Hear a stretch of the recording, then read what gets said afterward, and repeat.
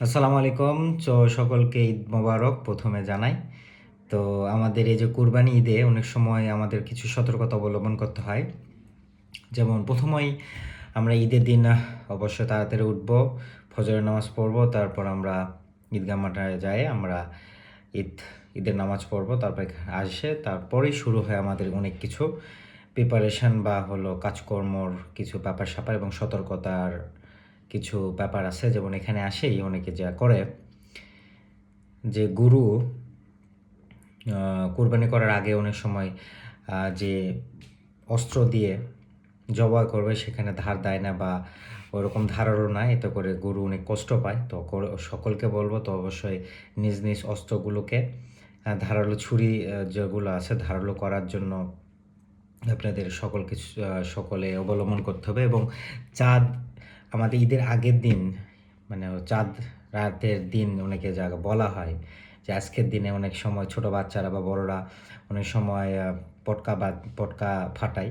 এতে করে অনেকের ঘুম নষ্ট হয় বা অনেক সময় কারো চোখ নষ্ট হয়ে যাইতে পারে। ওই ফটকা যদি আশেপাশে কারো চোখে পড়ে যায় বা কানেরও অনেক সময় শ্রবণ শক্তি কমে যাইতে পারে, অনেক সময় আগুন আগুন ধরতে পারে। এই জন্য সকলকে বলবো সতর্ক করার জন্য। এবং অবশ্য অনেক সময় জোরে জোরে গান শোনে অনেকে রাতভর। এতে করে অনেকের আশেপাশে যে অসুস্থ রোগী বা হলো বয়স্ক রোগীরাও, বয়স্ক মানুষরাও অনেক কষ্ট পায়। তো এটাই বলা উচিত যে ঈদ সকলের আনন্দের বিষয়। ঈদ মানে আনন্দ। তো সকলে আনন্দ করব, কিন্তু অন্যকে কষ্ট দিয়ে নয়। এবং ঈদের দিন অবশ্যই গরু জবাই করার পর আমরা ভালোভাবে চামড়াটা বের করে নিয়ে অবশ্যই আমরা চামড়া ব্যবসায়ীকে বিক্রি করব।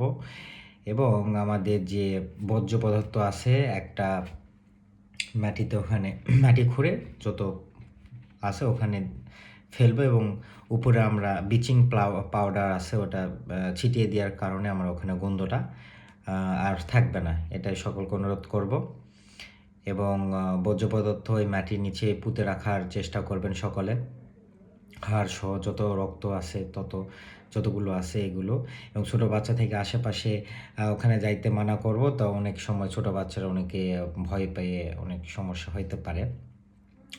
এবং আরেকটা কী সমস্যা হয়ে থাকে যে অনেক সময় হাড্ডি কাটার সময় যে কসাই হাড্ডি কাটতেছে, আপনি পাশে ছিলেন, ওই হাড়ের কিছু অংশ আপনার চোখের ভিতর চলে যাইতে হবে। এতে করে মনির আপনি যে কর্নিয়া আছে বা পিপল আছে বিভিন্ন ক্ষতিগ্রস্ত হয়ে যেতে পারেন। এতে করে আপনার চোখের সারা জীবনের জন্য আলো নষ্ট হয়ে যাইতে পারে, অন্ধ হয়ে যাইতে পারেন, বা সারাটা জীবনের জন্য চোখের প্রবলেম নিয়ে আপনি থাকতে পারেন। এজন্য আপনাকে অবশ্যই সতর্ক থাকতে হবে এই বিষয়ে। এবং আর অনেক সময় প্রতি বছর অনেকে মাংস কাটার জন্য অনেকে করে। এতে করে অনেকে হাত কাটে যায় বা অনেক সময় বিভিন্ন হ্যাজার্ড ফিল করে ফিজিক্যাল হ্যাজার্ডের জন্য। তো অবশ্যই থেকে তো সতর্কবাণী করবে। এবং আরেকটা কথা যে জবাই করার সময় অনেক মানুষজন ধরে বা গরুকে ধরে যখন জবাই করে, তো অনেক সময় কসাই বা আশেপাশে মানুষজনও কিন্তু আঘাতপ্রাপ্ত হয়। অনেকে নাক ফেটে যায়, অনেকে হাত পা ভেঙে যেতে পারে। অনেক সময় গরু লাথি মারে বা অনেক সময় গরু মাথা দিয়ে ঢিস দিতে পারে। এতে করে অবশ্যই আপনাকে নির্দিষ্ট স্পেস রেখে আপনাকে এসব কাজ করতে হবে। এতে করে আপনারা সঠিকভাবে সুস্থ থাকতে পারেন। এবং ঈদের সময় আপনারা যেটা করে থাকেন যে অতিরিক্তভাবে মাংস খাওয়া, এটা কিন্তু খুবই খুবই ব্যাড হ্যাবিট। কারণ হলো মাংস খাওয়ার জন্য আমাদের যে এনজাইম আছে পেটের ভিতরে, আমাদের বডিতে এনজাইম আছে হজম করার জন্য, সেই হিসাবে কিন্তু গ্রো করে না। এজন্য অবশ্যই বলবো যতটা সম্ভব প্রথম দিন আপনি গরুর মাংস কম খাওয়ার চেষ্টা করবেন। এতে করে না খাইলেই কিন্তু আপনার ডায়রিয়া হওয়ার সম্ভাবনা প্রচুর পরিমাণে বেড়ে যাবে। এসব ঈদের দিনে কিন্তু অনেক সময় ডায়রিয়া রুগী আমাদের অ্যাকিউট ওয়াটারি ডায়রিয়া নিয়ে আমাদের সদর হাসপাতালে ভর্তি হয়ে থাকে। তো অবশ্যই এটা সতর্কবাণী। আর যদি খেতেও হয় অবশ্যই আমরা বলবো আগে সালাদ খাবেন, যে আপনি পেটকে আগে প্রিপারেশান করবেন যে আপনি গরুর মাংস খাবেন। এতে করে আপনার পেটটা যেন এনভায়রনমেন্টটা ভালো থাকে। আরেকটা কি, এখন আমাদের গ্রীষ্মকাল চলতেছে আমাদের বাংলাদেশে এবং প্রচণ্ড গরম। তো আপনারা গরু জবাই করার সময় যে যতটুকু গরু মাংস ভাগ করার আগ পর্যন্ত অনেক সময় আপনারা প্রচণ্ড গরমে থাকেন। যারা অনেক সময় গরুতে থাকেইনি কখনো, তারাও থাকে। এতে করে তার ডিহাইড্রেশন, বমি বা হলো আপনার হিট স্ট্রোক হওয়ার চান্স থাকে। এজন্য বলবো ডিহাইড আপনার শরীর যেন রিহাইড থাকে, পানি শূন্যতা না হয়। এতে করে আপনাকে নজর দিতে হবে। আর কি করতে হবে, যতটা সম্ভব আপনাকে পরিষ্কার পরিচ্ছন্ন থাকতে হবে, ঠিক আছে। এবং আরেকটা প্রবলেম হয়ে থাকে এই ঈদে, যেটা হলো স্টোরেজ করা। অর্থাৎ আপনি অনেকগুলো মাংস নিছেন, এক ফ্রিজে হচ্ছে না, অন্যজনের ফ্রিজে বা নিজের ফ্রিজ যেটাই হোক রাখেন। এই স্টোরেজ করা খুবই খুবই ইম্পর্ট্যান্ট। কারণ হলো আপনি যদি ভালোভাবে স্টোরেজ না করেন, আপনার কোরবানির মাংস কিন্তু আপনি টেস্ট বা ওই রকম ফিল পাবেন না। এই জন্য বলবো, আপনি যখনই ভাগাভাগি শেষ হবে তখন অবশ্যই মাংসে কোনো ধরনের যেন লিকুইড জমা না হয়ে থাকে, অর্থাৎ পানি বা হলো রক্ত বা আদার্স যে কোনো বাইরের জিনিস যেন না হয়ে থাকে। এবং আর একটা কাজ করতে হবে যে আপনি যখন প্যাকেট করবেন, প্যাকেটে কোনো ধরনের যেন বাতাস না থাকে, অর্থাৎ ওয়াইড স্পেস, অর্থাৎ আপনি একটা থলিতে থলেন পলিথিনে, ওখানে যেন কোনো দেখা যাচ্ছে যে ওখানে গ্যাস যেন না থাকে। Be careful. এইসব যদি করে থাকেন তাহলে কিন্তু মাংসের গুণগত মান অনেকটা পাবেন না, টেস্ট পাবেন না, ঠিক আছে। কোয়ালিটি সম্পূর্ণ মিট আপনি পাবেন না। তো অবশ্যই বলবো স্টোরেজ করার জন্য অনেক নিয়ম আছে, নিয়মকানুন মানবেন। আর যতটা সম্ভব র মিট মানে কাঁচা মাংস যতটা সম্ভব তাড়াতাড়ি স্টোরেজ করা। যত দেরি করবেন ততই আপনি গুণাগুণ মান হারাবেন। এবং এখানে কিছু স্টোরেজের জন্য বলবো যে অনেক সময় ফ্রিজে রাখলেন, বাট তখন তো তাপমাত্রা লাগবে বেশি হিট, বাট আপনি নিয়ে যাচ্ছেন আগেকার ওই ওই ওই কি বলবো, ওই রেগুলেশনে ওই রকমই আছে। অবশ্যই বলবো আপনার ফ্রিজে রাখার সময় হাই ভলিউমে হাই কোল্ডে রাখার জন্য, যেন তাড়াতাড়ি সেটা ঠান্ডা হয়, ঠিক আছে। এটাই আমরাকে বলার জন্য বলতেছি। তো এই যে কুরবানির সময় কিছু ফ্যাক্ট থাকে যে 4 দিনের দিন অনেক ফটকা পাওয়া যায়, তাকে একটু সতর্কতার সাথে করতে হবে। ঈদের দিন অনেক সময় আঘাতপ্রাপ্ত হয় বা জবাই করার যে অস্ত্র ছুরি আছে বেশি ধারালো হয় না, এবং আমাদের যে চামড়া অনেক সময় নষ্ট হয়ে যায়, এই জন্য তাড়াতাড়ি চামড়া বিক্রেতার কাছে বিক্রি করা দরকার। এবং হলো বলবো যে মাংস ভাগাভাগি করার পর যে স্টোরেজ করার কথা যে নিয়মে, সে অনেক সময় করতে পারে না। তো এইভাবে আমরা সতর্কতা অবলম্বন করতে পারি।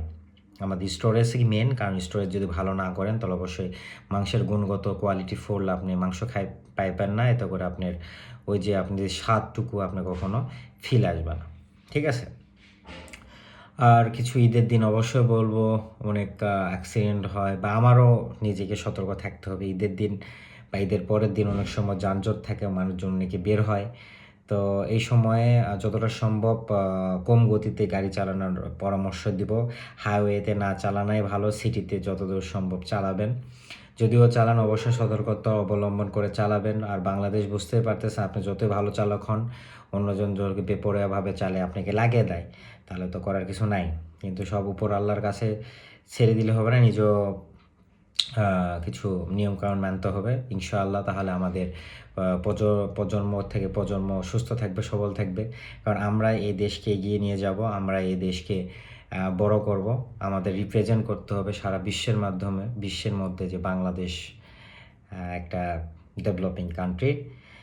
তো ইউনিটি থাকতে হবে মানুষের ভিতরে। এই যে আমি একটা ভিডিও করলাম, এটা কিন্তু মানুষকে একটু হলেও কিছু সমাধান দিতে পারে। তো আমার যদি ভিডিও ভালো লাগে, লাইক কমেন্ট ফলো দিবেন। আমার ইউটিউব চ্যানেলও আছে এমডি সাব্বির ইসলাম মুন, এটাও লাইক দিবেন, সাবস্ক্রাইব করবেন।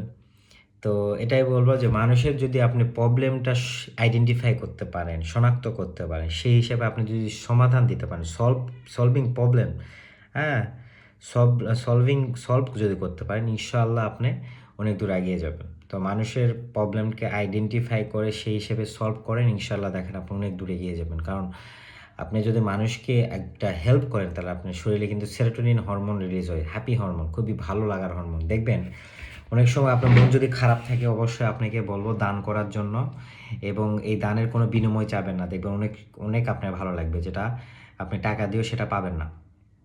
মনে করেন সিম্পল বিষয়, আপনার কাছে মন খারাপ লাগতেছে, একটা দরিদ্র মানুষকে বা হলো আশেপাশে গরিবকে আপনি একবেলা খাওয়াইলেন আপনার টাকা দিয়ে, বা কিছু হেল্প করলেন, দেখবেন আপনার অনেক কিছু ভালো লাগবে। আর মানুষের প্রবলেম আইডেন্টিফাই করে সেটা সমাধান করার চেষ্টা করবেন, আপনি অনেক দূর এগিয়ে যাবেন। তো এটাই ছিল আমাদের ঈদ পরবর্তী ঈদের সময় কিছু সতর্ক বার্তা, যে ঈদের সময় অনেক সময় ঘোরাঘুরি করার সময় অনেক সময় বেশি বাইকে অ্যাক্সিডেন্ট হয়, অবশ্যই বলবো আপনারা সতর্কভাবে চলাফেরা করবেন, খুবই খুবই ইম্পর্টেন্ট। এবং আরেকটা কথা, যে ঈদের সময় অনেক সময় বাইরের খাবার মানুষ বেশি খায়, যেমন ফুচকা, বার্গার, পিৎজা, ফুচকা, চটপটি, এগুলো কিন্তু অবশ্যই হাইজেনিক না, এটা অস্বাস্থ্যকর, ঠিক আছে? তো এটা যত অ্যাভয়েড করাই ভালো। এটা পানিবাহিত রোগ, যেমন হলো এই যে টাইফয়েড, তারপর হেপাটাইটিস এ, ই, এগুলো কিন্তু রোগ হওয়ার সম্ভাবনা থাকে, ঠিক আছে? লিভারের সমস্যা হতে পারে, আপনারা দেখতেছেনই বাংলাদেশে কত লিভারের প্রবলেম, এবং অনেকজন মারাও যাচ্ছে। তো be careful of your health, of your family, of our country. তো আদারওয়াইজ আপনি যতই কিছু করেন, যতই যতই আপনি চেষ্টা করেন, কখনো ডেভেলপ হবে না। তো একটাই কথা, আপনি যেটা শিখছেন অন্যকে শেখাবেন, তাহলে আপনি ডেভেলপ করবেন। হ্যাঁ, আপনি যদি মনে করেন আমি সব জানেওয়ালা, আমি কাউকে জানাবো না, তাহলে অবশ্যই আপনি পিছিয়ে থাকবেন, পিছনে পড়ে থাকবেন। অবশ্যই সকলকে জানাবেন, সকলকে সুরক্ষার জন্য আপনি যতটুকু অ্যাবিলিটি আছে আপনি সেটা প্রকাশ করবেন।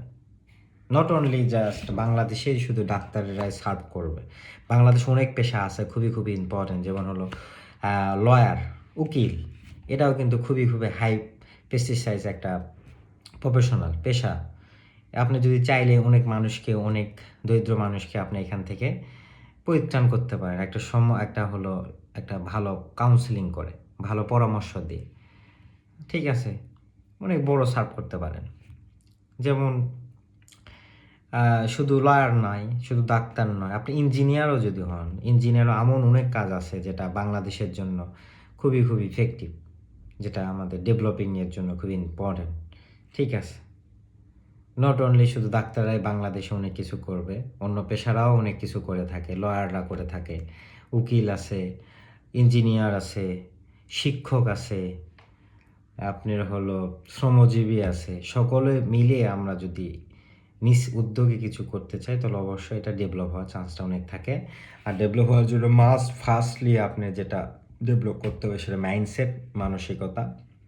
আপনি যদি মাইন্ডসেট বড় হয়, মাইন্ডসেট যদি আপনি মানুষের উন্নয়নের জন্য কাজ করে থাকেন, মানুষের উপকারের জন্য করেন, দেখবেন আপনি নট অনলি আপনি শুধু ভালো থাকবেন, সমাজেও ভালো থাকবে, পরিবারও ভালো থাকবে।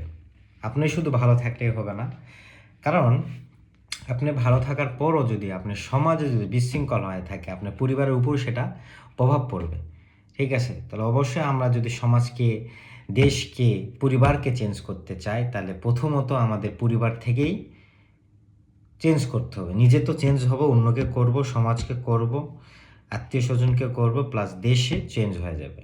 কারণ কি, একটা পরিবার নিয়েই তো একটা দেশ, তাই না? এই তো। তো ভালো থাকবেন, সুস্থ থাকবেন। আসসালামু আলাইকুম।